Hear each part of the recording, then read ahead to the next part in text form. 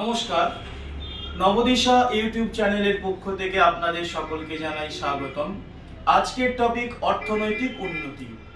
অনিল মশাই, এই যে মহাশিবরাত্রিতে কিভাবে মহাদেবের পূজা করলে অর্থনৈতিক উন্নতি বৃদ্ধি পাবে, যদি একটু বলতেন। জয় মহাদেব। আসন্ন শিবরাত্রিতে অর্থনৈতিক উন্নতি সাধনের জন্য প্রথম হচ্ছে জলাভিষেক করতে হবে। জলাভিষেকের নিয়ম আমি আগে কয়েকটি ভিডিওতে বলেছি, যে গণেশ, তারপরে কার্তিক, তারপরে অশোক সুন্দরী, তারপরে পার্বতী, তারপরে শিবলিঙ্গের ওপরে। তো যথারীতি জলাভিষেকের পর পঞ্চামৃত দিয়ে অভিষেক করতে হবে। বিধি একই, গণেশ, কার্তিক, অশোক সুন্দরী, পার্বতী এবং শিব।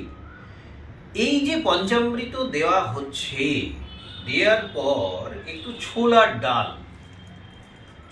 ডাল এক মুষ্টি পরিমাণ শিবলিঙ্গে অর্পণ করুন পঞ্চামৃত দিয়ে অভিষেকের করার পর। এই ডালটার উপরে আবার অল্প অল্প পরিমাণ একটু একটু করে শুদ্ধ জল ঢালতে থাকুন। নমঃ শিবায় নমঃ শিবায় নমঃ শিবায় মন্ত্র। তখন পরিষ্কার করার দরকার নেই, ডালটা সেই দিনের জন্য ছেড়ে দিতে পারেন। পরের দিন আবার আপনারা শিবলিঙ্গ পরিষ্কার পরিচ্ছন্ন করে রাখতে পারেন। এইটা যেমন শিবরাত্রির দিন করতে পারেন, আবার প্রতি বৃহস্পতিবার এই প্রক্রিয়াটা করতে পারেন।